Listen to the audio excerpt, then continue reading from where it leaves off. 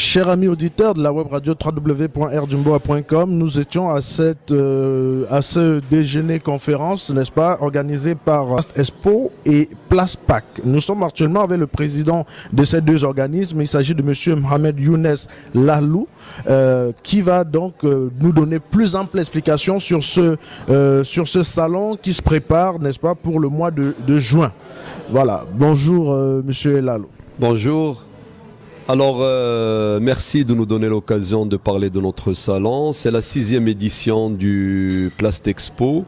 C'est un salon qui est dédié exclusivement au secteur de la plasturgie, en termes de machines, de nouvelles technologies, de matières premières, qui connaît la visite de pas mal de nos voisins et pays africains qui vont venir pour voir comment se développe l'industrie plastique d'une manière générale et comment elle se développe sur le marché marocain, enfin pour le marché marocain d'une manière spéciale. Cette année, la spécificité, c'est que nous développons aussi un nouveau salon qui s'appelle le Plastipack, qui est lui dédié spécialement pour l'emballage plastique, sachant que c'est un secteur qui est très important du développement industriel d'une manière générale.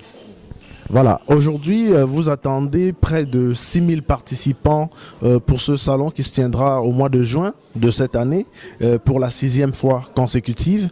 Et vous attendez beaucoup de pays, de représentants de pays africains.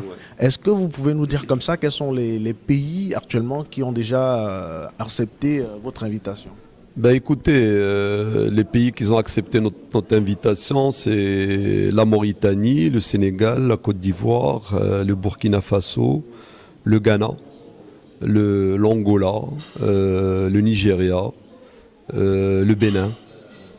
Ça, c'est des pays où nous avons déjà un courant d'affaires, donc c'était beaucoup plus facile pour nous de pouvoir contacter directement les donneurs d'ordre.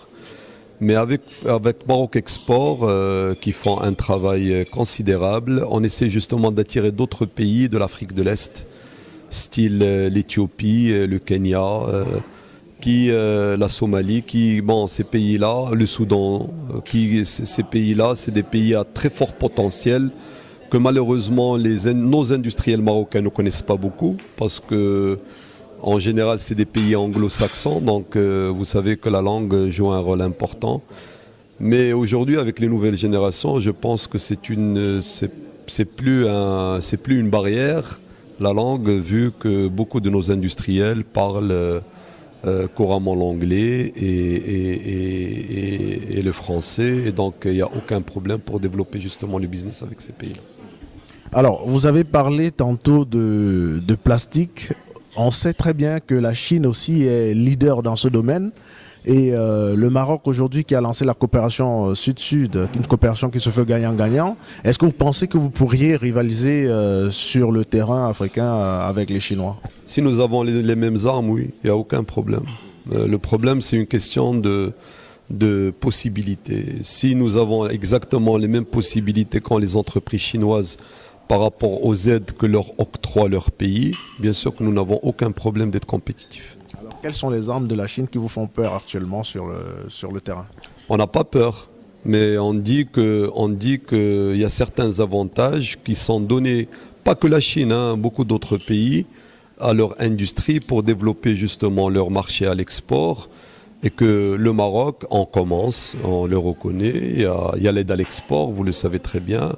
Il y a certains avantages aujourd'hui qui sont mis à disposition des entreprises. Et il est vrai aussi que l'entreprise marocaine doit apprendre justement à utiliser ces moyens pour développer son export. Mais je reste très optimiste que d'ici 2-3 ans, on sera aussi compétitif que les autres pays. Nous allons revenir sur le salon proprement dit pour finir. Quels seront les grands axes qui seront exposés ou débattus lors de ce grand salon d'exposition ?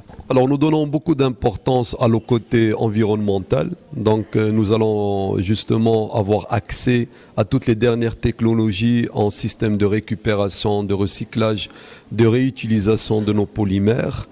Nous allons donner des conférences en marge justement de cette foire pour expliquer quelles sont les possibilités pour à la fois préserver l'environnement, mais rendre justement cette récupération profitable pour l'industrie marocaine. Voilà, merci Monsieur Lalo d'avoir répondu aux questions de la web radio www.rdjumboa.com.